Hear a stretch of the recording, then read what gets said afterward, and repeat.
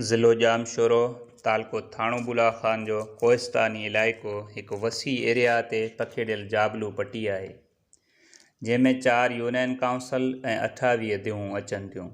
तिन मां सभ खां ॾूराहीं देह टिकोबारान ऐं बेली ठप आहिनि, जिन मां देह टिकोबारान में घणी आबादी कबोल बिरादरी जी आहे ऐं ॿियूं क़ौमूं बि आबाद आहिनि।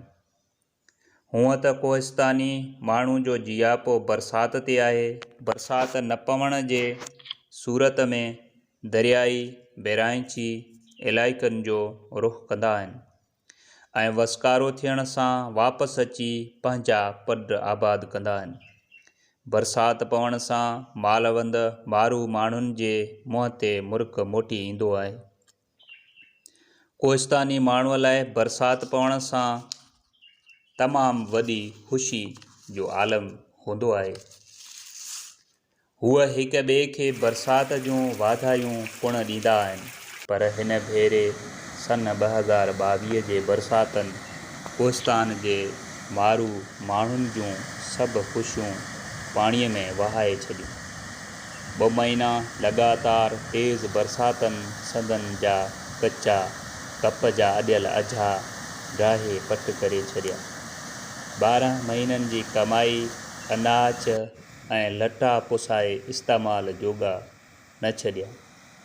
कोहिस्तानी माण्हू कॾहिं बि बरसात खां बेज़ार नाहे थींदो, पर हिन भेरे रिकॉर्ड तोड़ बरसातनि वॾो तबाही मचाए छॾियो।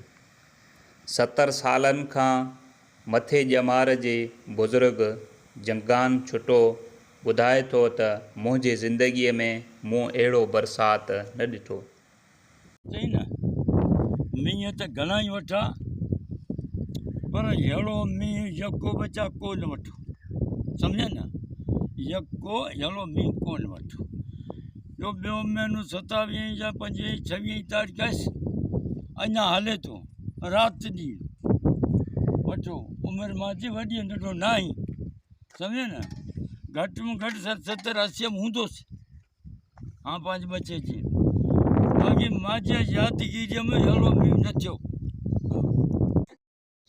खोड़ माण्हुनि जो चौपायो माल पाणीअ में लुढ़ी वियो ऐं ग़रीब माण्हुनि जा ॿधल बारानी बंद पुण बरसाती पाणीअ में मुकमल लुढ़ी विया।